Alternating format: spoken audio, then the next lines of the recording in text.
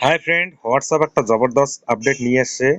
এখন থেকে আপনি যদি কোনো পার্সোনাল ফ্রেন্ড বা ফ্যামিলি কাউকে লক করে রাখতে চান, তাহলে আপনার টোটাল হোয়াটসঅ্যাপটা লক করার কোনো প্রয়োজনই হয় না।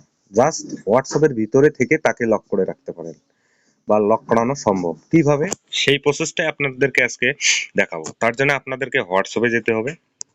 হোয়াটসঅ্যাপে যাওয়ার পর আপনি যাকে লক করে রাখতে চান, যে প্রোফাইলটা বা তার এসএমএস, ফটো, ভিডিও লক করে রাখতে চান, জাস্ট তার নামের পাশের যে প্রোফাইল পিকচার ছবিটা আছে, জাস্ট ওর উপরে ক্লিক করবেন। ক্লিক করার সঙ্গে সঙ্গে চারটে অপশন আপনাকে দেখাবে। একটা চ্যাটের অপশন, এসএমএস এর অপশন, একটা অডিও কল, একটা ভিডিও কল, একটা গোল আইকনের অপশন। জাস্ট গোল আইকনে ক্লিক করবেন। ক্লিক করার সঙ্গে সঙ্গে তার টোটাল প্রোফাইলটা খুলে যাবে। জাস্ট এই জায়গায় কিচ্ছু করার দরকার নেই। জাস্ট আপনি স্ক্রল ডাউন করে উপরের দিকে তুলবেন। তোলার পর চ্যাট লক নামে একটা অপশন আছে, চ্যাট লকে জাস্ট ক্লিক করে দেবেন। অন হয়ে গেল। জাস্ট অন হওয়ার সঙ্গে সঙ্গে আপনার মোবাইলে ফিঙ্গারপ্রিন্ট যাবে, আপনি ফিঙ্গারপ্রিন্ট দিয়ে দিলেন। এই যে এটা লক হয়ে গেল। আমি ব্যাকে আসবো। ব্যাকে আসার পর দেখুন এই জায়গায় আর শো করাচ্ছে না। এটা কোথায় শো করাবে?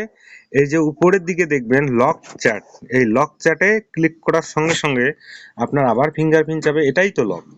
ফিঙ্গারপ্রিন্ট যাবে, ফিঙ্গারপ্রিন্ট দিলাম, দেওয়ার সঙ্গে সঙ্গে এই যে খুলে গেল। আমি তিনটে লক করে দিছি, তিনটাই লক করে দিছি এই জায়গায়। তাহলে আপনার হোয়াটসঅ্যাপ যদি কেউ খোলেও, বাইরেও করে, তাহলে আপনি যাকে লক করে রাখতে চাইছেন সেটা আর সে দেখতে পাবে না। এইভাবে আপনারা লক করে দিতে পারেন। আর যদি এটা আবার আনলক করবেন কিভাবে, সেই আনলক করার জন্য আপনার আবার প্রোফাইলে ক্লিক করবেন। থ্রি গোল আইকন চিহ্ন দেখাবে, গোল আইকন চিহ্নে ক্লিক করবেন। ক্লিক করার পর নিচের দিকে স্ক্রল ডাউন করার পর দেখবেন যে চ্যাট লক নামে একটা অপশন আছে, এটাকে জাস্ট অফ করে দিবেন। দেওয়ার পরে আপনি আবার ফিঙ্গার দিবেন। দর্শনে এটা চ্যাট আনলকড হয়ে গেল। এই দেখুন এখন শো করাচ্ছে। এইভাবে আপনারা করে নিতে পারেন।